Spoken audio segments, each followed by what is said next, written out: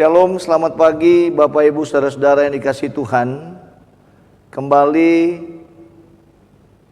kita dalam acara renungan Morning Call pada pagi hari ini. Saya Pendeta Ivan Dinamika selaku Pendeta Jemaat GPIB Petra DKI Jakarta, dan yang saat ini ditugaskan oleh Majelis Sinode GPIB sebagai calon Ketua Majelis Jemaat GPIB Efata Bunyu, Kalimantan Utara. Mari kita masuk dalam renungan firman Tuhan di pagi hari ini. Namun sebelumnya mari kita berdoa. Bapa yang rahmani, kami bersyukur untuk hari yang baru ini. Kami hendak membaca, mendengarkan dan merenungkan firman Tuhan. Roh Kudus, kuasailah hati dan pikiran kami, baik hamba-Mu yang hendak menyampaikan firman-Mu maupun umat-Mu yang mendengarkannya. Kami boleh sama-sama mengerti dan memahami dan melakukan firman Tuhan dalam hidup beriman sebagai anak-anak Kristus Yesus. Bersabdalah ya Tuhan Yesus, kami umat-Mu telah siap untuk mendengarkannya. Demi Kristus firman yang hidup, kami berdoa kepadamu. Amin. Pembacaan Alkitab kita terambil dari kitab Ibrani pasal 6 ayat 1 hingga ayat yang ke-8 yang menyatakan, sebab itu marilah kita tinggalkan asas-asas pertama dari ajaran tentang Kristus dan beralih kepada perkembangannya yang penuh. Janganlah kita meletakkan lagi dasar pertobatan dari perbuatan-perbuatan yang sia-sia dan dasar kepercayaan kepada Allah, yaitu ajaran tentang pelbagai pembaptisan, penumpangan tangan, kebangkitan orang-orang mati dan hukuman kekal. Dan itulah yang akan kita perbuat jika Allah mengizinkannya. Sebab mereka yang pernah diterangi hatinya, yang pernah mengecap karunia sorgawi, dan yang pernah mendapat bagian dalam Roh Kudus, dan yang mengecap firman yang baik dari Allah, dan karunia-karunia dunia yang akan datang, namun yang murtad lagi tidak mungkin dibaharui sekali lagi sedemikian hingga mereka bertobat, sebab mereka menyalibkan lagi anak Allah bagi diri mereka dan menghinanya di muka umum. Sebab tanah yang menghisap air hujan yang sering turun ke atasnya dan yang menghasilkan tumbuh-tumbuhan yang berguna bagi mereka yang mengerjakannya menerima berkat dari Allah. Tetapi jikalau tanah itu menghasilkan semak duri dan rumput duri, tidaklah ia berguna dan sudah dekat pada kutuk yang berakhir dengan pembakaran. Demikianlah pembacaan Alkitab. Dikatakan berbahagialah setiap orang yang mendengar firman Tuhan dan yang melakukannya. Terpujilah Kristus. Haleluya. Bapak Ibu saudara-saudara yang dikasihi dan diberkati oleh Yesus Kristus, karya keselamatan Allah di dalam Kristus Yesus merupakan pokok utama pemberitaan Rasul Paulus. Penulis surat Ibrani mengharapkan kepada setiap orang Kristen bertumbuh dan berkembang terus-menerus karena proses belajar dan menghidupi kebenaran Allah tidak pernah selesai sampai akhir hayat kita di dunia. Pertanyaan saya adalah, mengapa kedewasaan rohani sangat penting bagi anak-anak Allah? Karena tanpa kita sadari, ada di antara anak-anak Allah menyangkal karya keselamatan yang Allah berikan secara cuma-cuma kepada mereka. Oleh karena itu ada beberapa alasan yang dapat dijadikan sebagai dasar kebenaran, yaitu yang pertama, agar anak-anak Tuhan tidak mudah menyerah dalam iman saat diterpa oleh badai kehidupan. Apalagi dalam masa pandemi COVID-19 ini, secara langsung tentu berimbas pada perekonomian kita. Dan bagaimana caranya kita menghadapi pergumulan tersebut itu? Apakah kita akan lari dari Tuhan dan menempuh jalan yang tidak Dia kehendaki, dan akhirnya membawa malapetaka bagi diri kita sendiri dan juga bagi diri keluarga kita yang kita cintai? Misalnya melakukan korupsi, kolusi, dan nepotisme. Atau kita hanya duduk dan berserah menunggu berkat Tuhan turun dari sorga. Tentu tidak, saudara-saudara. Tetapi yang harus kita lakukan adalah kita harus tetap berusaha dan yakin serta menyerahkan seluruh pergumulan kita hanya kepada Tuhan. Dan yang harus kita ingat, semboyan kehidupan bagi orang Kristen adalah ora et labora, berdoa dan bekerja. Di mana burung di udara Tuhan kasih makan, taman di padang Dia hias, apalagi kita manusia diberikan makanan dan minuman yang secukupnya dalam kehidupan kita manusia. Yang kedua, agar anak-anak Tuhan tidak terombang-ambing oleh berbagai macam pengajaran yang tidak menyehatkan jiwa. Bagi anak-anak Tuhan ini sangat berbahaya. Dan yang harus kita ingat adalah ada sebuah sekte yang mengajarkan bahwa pada tanggal tertentu Tuhan akan datang, dan akhirnya mereka menjual seluruh barang milik mereka. Dan akhirnya apa yang terjadi, saudara-saudara? Sangat miris Bapak Ibu saudara-saudara, karena anak-anak Tuhan hanya mengetahui firman Tuhan secara jasmani saja, tetapi tidak mengenal Yesus secara rohani. Yang ketiga, anak-anak Tuhan tidak meletakkan dasar pertobatannya pada perbuatan yang sia-sia. Anak-anak Tuhan harus mempunyai tujuan, yaitu hidupnya menjadi berkat, bukan sebaliknya menjadi batu sandungan dalam kehidupannya itu. Karena ketika anak-anak Tuhan menjadi berkat, bukan hanya bagi dirinya saja yang diberkati, tetapi janji Tuhan adalah anak cucunya pun diberkati oleh Tuhan.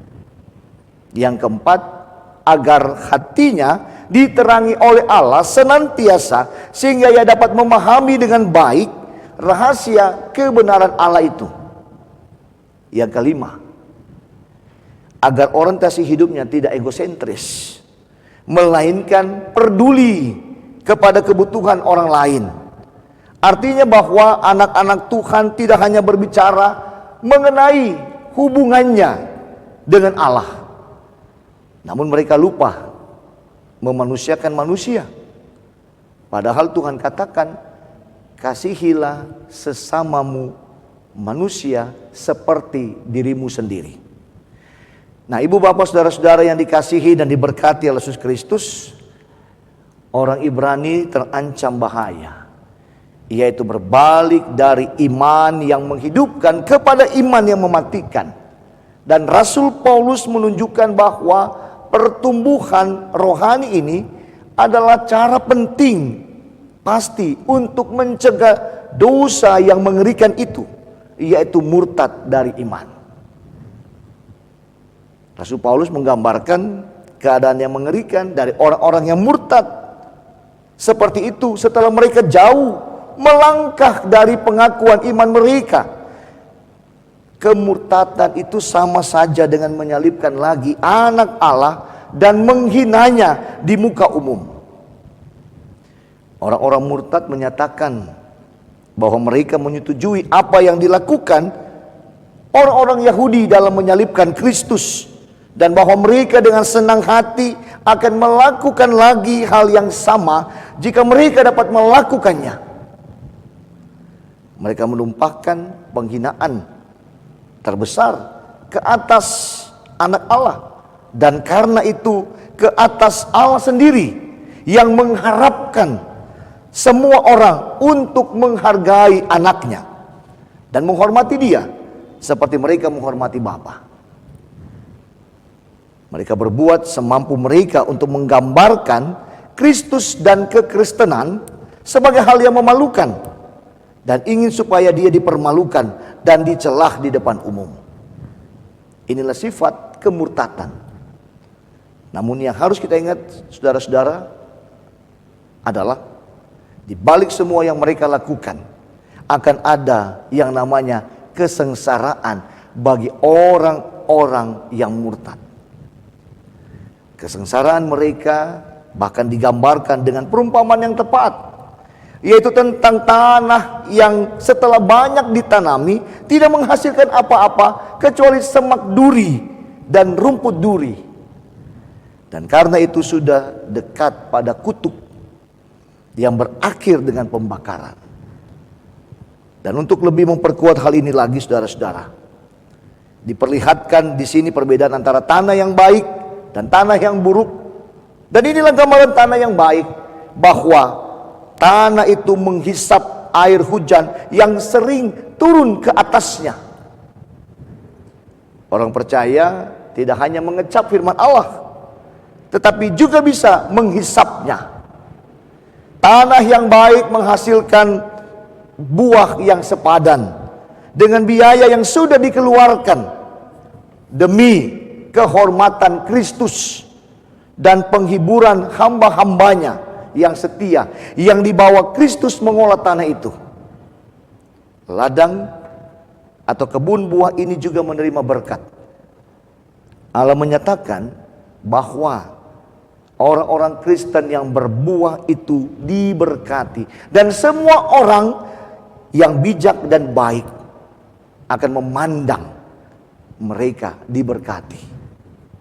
Mereka diberkati dengan pertambahan anugerah dan diteguhkan lagi, dan akhirnya memperoleh yang namanya kemuliaan itu. Sedangkan bagi tanah yang buruk, tanah itu menghasilkan semak duri dan rumput duri.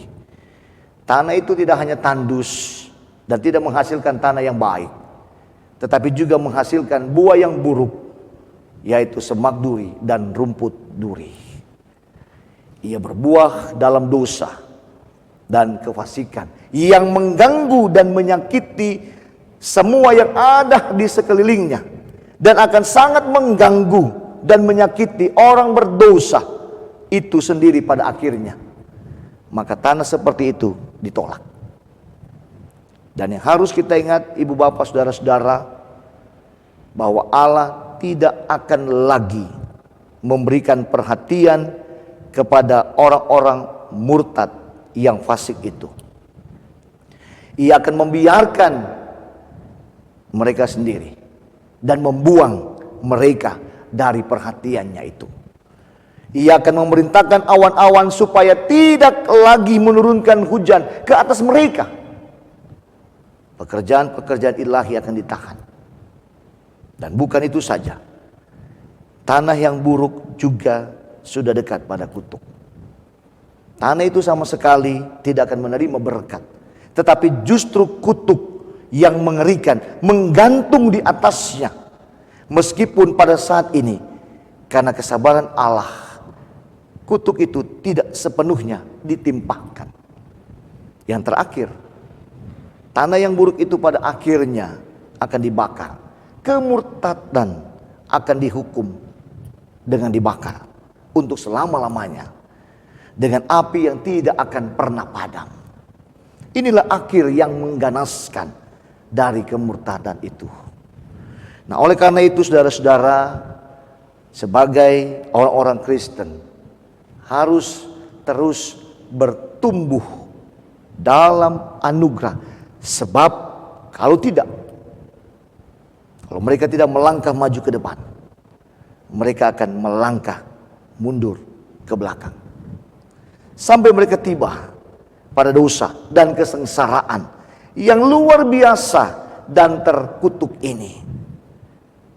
Melalui firman Tuhan di pagi hari ini, maka kita semua sebagai anak-anak Tuhan, kita mau diajak untuk tidak menyangkal karya keselamatan Allah itu, tetapi sambutlah karya keselamatan Allah itu melalui tutur dan perbuatan kita dalam aktivitas dan kerja layan kita.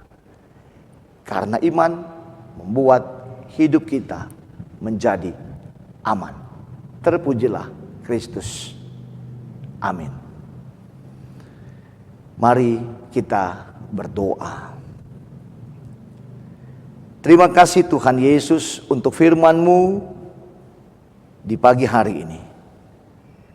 Kami sebagai anak-anak Tuhan mau diajak untuk tidak menyangkal karya keselamatan Allah, tetapi kami menyambut karya keselamatan Allah itu melalui tutur kata dan perbuatan kami dalam aktivitas dan kerja layan kami.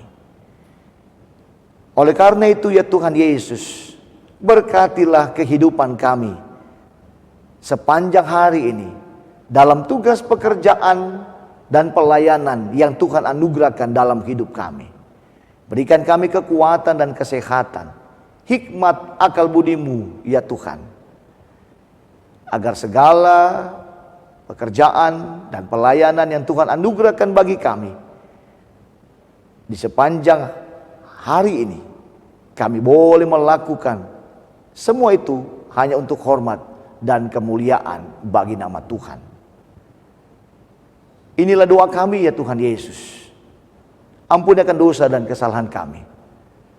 Sempurnakan doa kami. Demi Kristus Yesus Tuhan dan Juru Selamat kami yang hidup, kami berdoa kepada Allah Bapa di sorga. Amin. Demikianlah renungan Morning Call di pagi hari ini. Tuhan Yesus memberkati Bapak Ibu saudara-saudara sekalian. Shalom.